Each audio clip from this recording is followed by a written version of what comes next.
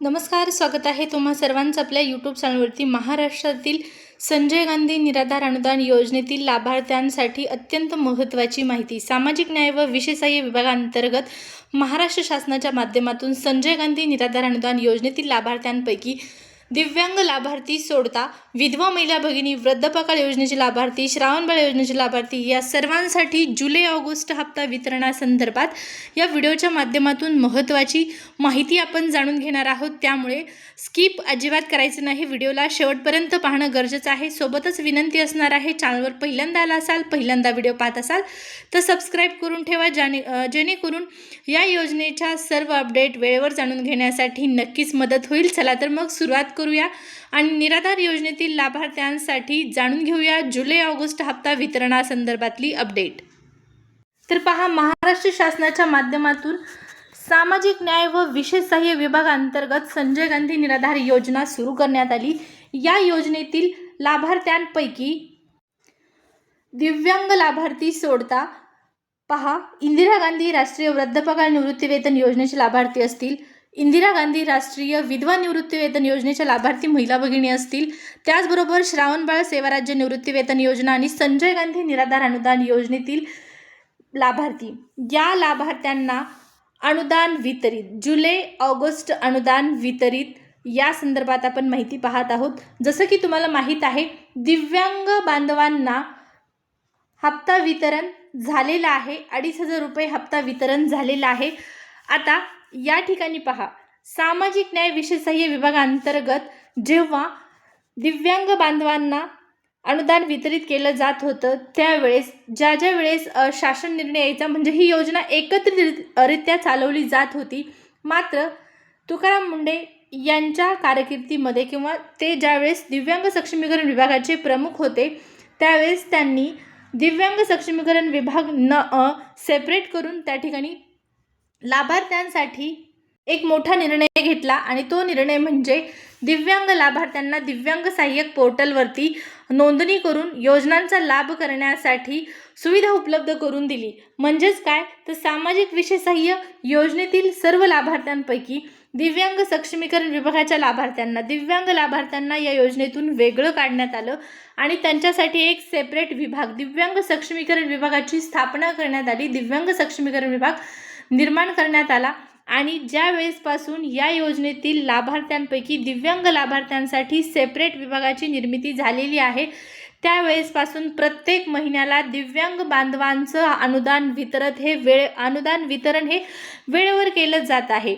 आता आपण पाहिलेलं आहे, प्रत्येक महिन्याला 1-2-4 महिने झालं, प्रत्येक महिन्याला काय होत आहे, हा महिना सुरू असतानाच पुढच्या महिन्याच्या वितरणासाठी शासन निर्णय येतो। 28, 29, 30 तारखेच्या दरम्यान दिव्यांग विभागांच्या लाभार्थ्यांसाठी दिव्यांग सक्षमीकरण विभागाच्या माध्यमातून निधी मंजूर करून घेतला जातो आणि शासन निर्णय निर्गमित केला जातो। त्यानंतर वितरणाची प्रक्रिया 10 तारखेच्या आसपास पूर्ण केली जाते, जसं की या महिन्यात सुद्धा झालेला आहे। मात्र जेव्हापासून हा विभाग या योजनेतून वेगळा करण्यात आलेला आहे त्यावेळेसपासून या योजनेतील इतर लाभार्थी, विधवा महिला भगिनी असतील, वृद्धपकाळ योजनेचे लाभार्थी असतील, तर या विभागापासून ज्यावेळेस दिव्यांग लाभार्थ्यांना वेगळं करण्यात आलेलं आहे, म्हणजे या योजनेतून दिव्यांग लाभार्थ्यांना ज्यावेळेसपासून वेगळं करण्यात आलेलं आहे त्यावेळेसपासून या लाभार्थ्यांकडे नक्कीच दुर्लक्ष होताना दिसत आहे। विधवा महिला भगिनी, वृद्धपकाळ योजनेचे लाभार्थी, श्रावणबाळ योजनेचे लाभार्थी या लाभार्थ्यांना 1,500 रुपयाचा जो अनुदान आहे, 1,500 रुपयाचा जो हप्ता आहे तो वेळेवर जमा केला जात नाही। त्यांच्यासाठी अनुदान वितरित करण्यासाठीची जी प्रक्रिया असते, निधी मंजूर करून घेणं, शासन निर्णय होणं, ही तर प्रक्रिया खूप लांबणीवर पडत आहे। आपण पाहिलेलं आहे, मागच्या 5-6 महिन्यापासून शासन निर्णय येत नाही, थेट वितरण सुरू होतं। आता अगोदर जुन्या पोर्टलवरती वितरण व्हायचं, जुन्या पोर्टलच्या माध्यमातून नोटिफिकेशन यायची आणि वितरणाला सुरुवात व्हायची। मात्र यावेळेसपासून दिव्यांग सक्षमीकरण विभागाच्या लाभार्थ्यांना ज्या पद्धतीने महाडीबीटी पोर्टल 2.0च्या माध्यमातून वितरण करण्यात आलेलं आहे त्याच पद्धतीने या योजनेतील इतर लाभार्थ्यांना सुद्धा यावेळेस हे वितरण करण्यात येणार आहे महाडीबीटी पोर्टल 2.0च्या माध्यमातून। त्यामुळे अगोदर शासन निर्णय निर्गमित होणं अपेक्षित आहे, त्यानंतर ज्या पद्धतीने दिव्यांग लाभार्थ्यांच्या वितरणासाठी याद्या तयार करण्यात आल्या तीच प्रक्रिया या लाभार्थ्यांसाठी सुद्धा होणं अपेक्षित आहे। मात्र या लाभार्थ्यांकडे नक्कीच दुर्लक्ष होताना कुठेतरी दिसत आहे असं म्हणायला काहीच हरकत नाही. जुलैचा सुद्धा हप्ता बऱ्याच लाभार्थ्यांना जमा झाला नाही. ऑगस्टचा हप्ता आता 15 तारीख जवळ आलेली आहे, तरी पण लाभार्थ्यांना या अनुदानासंदर्भात ऑफिशियल अपडेट दिली गेली नाही. जसं दिव्यांग लाभार्थ्यांना 29, 28 किंवा 30 तारखेच्या आसपास शासन निर्णय येतो आणि तिथून 7-8 दिवसाच्या आतमध्ये वितरण प्रक्रिया पूर्ण केली जाते. या नियमानुसार आपण जर धरलं आज उद्या शासन निर्णय निर्गमित झाला तर जवळपास 20 ते 25 तारखेपर्यंत इतर लाभार्थ्यांच्या खात्यामध्ये हे अनुदान 1,500 रुपयाचं अनुदान जमा होणं अपेक्षित आहे. मात्र ही प्रक्रिया नेमकं कधी सुरू होते हा प्रश्न राज्य सरकारच्या माध्यमातून स्पष्ट करणं तितकंच गरजेचं आहे. आता लाभार्थ्यांसाठी देखील महत्त्वाची सूचना आहे. जर तुम्ही तुमच्या ऑफिशियल बाबी पूर्ण केलेल्या नसतील तर पूर्ण करून घ्या. तुमच्याकडे संधी आहे. हयातीचा दाखला 15 ऑगस्टपर्यंत तुम्हाला सादर करता येणं आहे. फक्त शासनाची चूक नाही तर आपलीसुद्धा काही चुकी यामध्ये आपल्याला मान्य करावे लागणार आहे. जर तुम्ही व्यवस्थितरित्या डॉक्युमेंट देत नसाल तर तुम्हाला हप्ता मिळणार नाही, हेही तितकंच खरं आहे.